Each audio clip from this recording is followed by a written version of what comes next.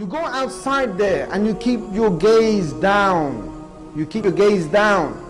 That is a sunnah. The longer you do it, the more reward you get. And the more tougher it is to keep it down, the greater the reward is.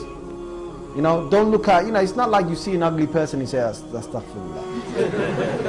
Keeping my eyes down. Brothers, that's easy to do, right? That's easy to do. When you see something that you wanna look, it wanna make you look. That time you keep it. Rasulullah said in a hadith of Ahmad, he says, you in that day Allah will give you, He will make you taste the sweetness of Iman. And brothers, you want to test this, you test this. Go out there today when you go from here, just when you're really tempted to look, don't look. And in your dua, in your ibadah, in your salah, in your Quran, whatever it is, Allah will make you taste the sweetness of Iman. And I have tried this on several occasions, and on every occasion I have had the sweetness of Iman. And I'm telling you to test it again and again, and you'll find the Prophet ﷺ's words are absolutely spot on. Every time you see a woman, you turn. I'm not going to look. Another one there. I'm not going to look. Another one there. Everywhere is surrounding because they take off their clothing, and you are a man. You're a man.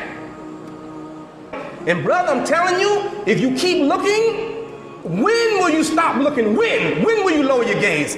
One of the scholars, he mentions a story that there was a man in the United States.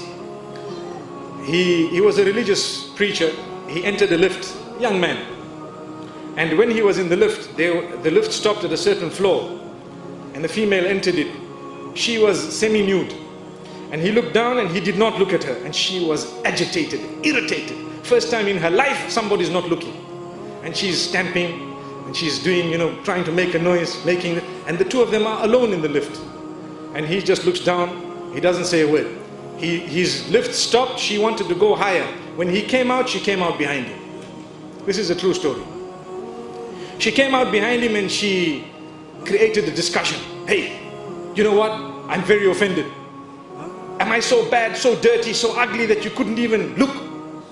Now she's being honest. This is how the women have been trained, that you need to attract men at large. You need to attract men at large. So am I this, that you couldn't even look? You couldn't even...